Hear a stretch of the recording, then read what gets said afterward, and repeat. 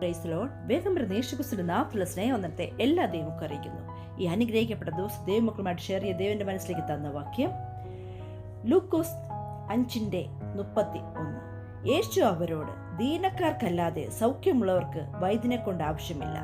ആമേൻ. അനുഗ്രഹിക്കപ്പെട്ട തിരുവചനം നമ്മുടെ ജീവിതത്തിൽ കർത്താവ് ദാനമായി തന്നതിന് നമുക്ക് കർത്താവിന് നന്ദി പറയാം.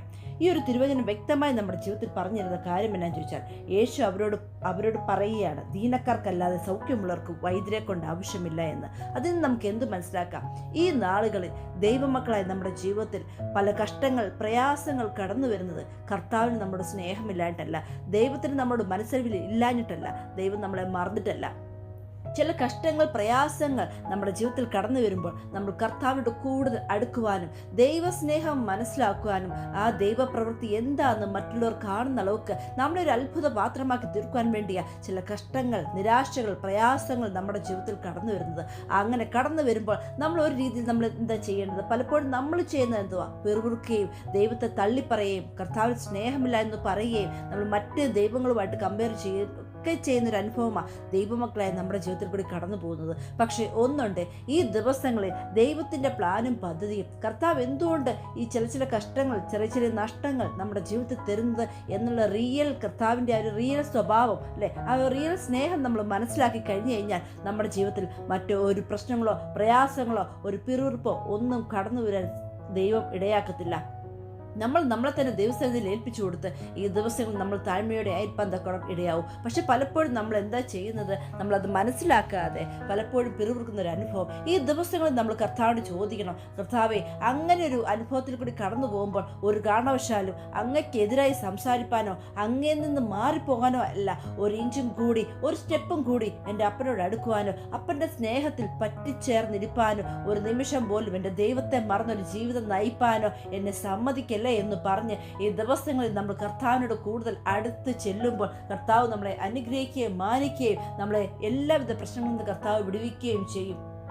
പലപ്പോഴും നമ്മൾ ചോദിക്കുന്ന ഒരു ക്വസ്റ്റ്യൻ അല്ലേ, ദൈവമക്കളായ നമ്മുടെ ജീവിതത്തിൽ ഒരു ക്വസ്റ്റ്യൻ ചെയ്ത്, കർത്താവെ, അങ്ങയെ വിളിച്ചിട്ട് അങ്ങയോട് പ്രാർത്ഥിച്ചിട്ട് ഞാൻ ഉപവസിക്കുന്നുണ്ട്, എല്ലാം ചെയ്യുന്നുണ്ട്, പക്ഷേ എൻ്റെ ജീവിതത്തിൽ എന്നാ എപ്പം നോക്കിയാലും ഒരു പ്രശ്നങ്ങൾ മാറുമ്പോൾ അടുത്ത പ്രശ്നങ്ങൾ, ചില കഷ്ടങ്ങൾ എന്തുകൊണ്ട് കടന്നു വരുന്നു എന്ന് പറഞ്ഞ് നമ്മൾ പലപ്പോഴും കർത്താവിനോട് ചോദിക്കുന്ന ഒരു ചോദ്യത്തിന് ഒരു ഏറ്റവും അനുഗ്രഹിക്കപ്പെട്ട മറുപടി തിരുവചനത്തിൽ കൂടി കർത്താവ് നമുക്ക് പറഞ്ഞു തരിക, ദീനക്കാർക്കല്ലാതെ വൈദ്യനെ കൊണ്ട് ആവശ്യമില്ല എന്ന്. ഇത് നമ്മൾ മാനുഷ്യമായിട്ട് നോക്കുമ്പോഴും അല്ലെ, നമ്മുടെ ജീവിതത്തിലും ചില അസുഖങ്ങൾ വരാറുണ്ടല്ലേ. നമ്മൾ നോർമലി നല്ലൊരു ഹെൽത്തി പേഴ്സൺ ആണെങ്കിൽ ഒരിക്കലും നമ്മൾ ഒരു ഡോക്ടറെ കാണാൻ വേണ്ടി പോകത്തില്ല. നമ്മുടെ ജീവിതത്തിൽ എന്തെങ്കിലും ഒരു കുറവശങ്ങൾ അല്ലെങ്കിൽ എന്തെങ്കിലും ഒരു അസുഖം കടന്നു വരുമ്പോഴാണ് നമുക്കൊരു വൈദ്യൻ്റെ അടുത്ത് പോകേണ്ടതോ ആ ഒരു ട്രീറ്റ്മെൻറ്റ് വേണ്ടി നമ്മൾ ആഗ്രഹിക്കുന്നതോ. അതുപോലെ തന്നെയാണ് കർത്താവും ചില കാര്യങ്ങൾ നമ്മളെ ഈ ഒരു രീതിയിൽ പണിതെടുക്കാൻ വേണ്ടി കർത്താവ് ആഗ്രഹിക്കുന്ന ഒരു സ്റ്റേജിലേക്ക് നമ്മളെ കൊണ്ടുവരുവാനും ചില കഷ്ടതകൾ കൂടി നമ്മൾ കടന്നു പോകുമ്പോൾ ആ ഒരു അനുഭവം മറ്റുള്ളവർക്കും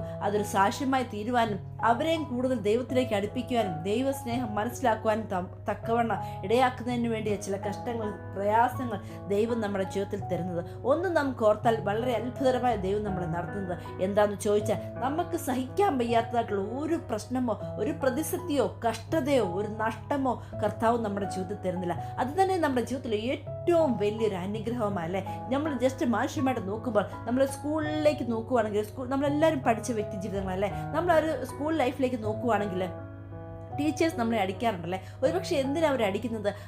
ഞാനായാലും നിങ്ങളായാലും ഒരു സബ്ജക്റ്റിന് വീക്കാണെങ്കിൽ അതിന് നമ്മൾ നിറയെ അടിമേടിക്കാറുണ്ടല്ലേ. എന്തുകൊണ്ടാണെന്ന് ചോദിച്ചാൽ ആ സബ്ജക്റ്റിനെ പറ്റി കൂടുതൽ മനസ്സിലാക്കുവാനും അത് നന്നായിട്ട് പഠിക്കുവാനും നല്ല മാർക്ക് കരസ്ഥമാക്കുവാൻ വേണ്ടിയാണ് നമ്മളെ ടീച്ചേഴ്സ് അടിക്കുന്നതല്ലേ. ഇതൊരു മാനുഷ്യമായ തോട്ടെങ്കിൽ ഇതുപോലെ തന്നെയാണ് ദൈവവുമായിട്ടുള്ള നമ്മുടെ റിലേഷനും. ചെറിയ കുട്ടികൾ നമ്മുടെ ജീവിതത്തിൽ തരുന്നത് കർത്താവുമായിട്ട് കൂടുതൽ അടുക്കുവാനും ആ ഒരു സ്നേഹത്തിലേക്ക് ആഴത്തിൽ ഇറങ്ങാൻ വേണ്ടിയാണ്. അത് ഈ ദിവസങ്ങളിൽ മനസ്സിലാക്കി പിറുപിറുപ്പില്ലാതെ ദൈവസന്നിധി നമ്മളെ തന്നെ സമർപ്പിച്ച് ഏൽപ്പിച്ചു കൊടുക്കുകയാണെങ്കിൽ കർത്താവ് നമ്മളെ അത്ഭുതകരമായ സാക്ഷ്യങ്ങളാക്കി തീർക്കും. ആ സാക്ഷ്യങ്ങൾ എൻ്റെ നിങ്ങളുടെ ജീവിതത്തിൽ പ്രയോജനപ്പെടുകയും മറ്റുള്ളവർക്ക് പ്രയോജനപ്പെടുന്ന അളവുക്ക് കർത്താവ് നമ്മളെ വലിയ മിറാക്കിളാക്കി നിർത്തും.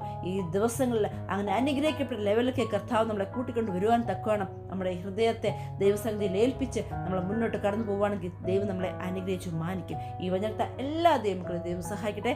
അനുഗ്രഹിക്കപ്പെട്ട ദിവസം എല്ലാവർക്കും നേർന്നുണ്ട് ഞാൻ വചിച്ചിരിക്കുന്നു. ആമേൻ.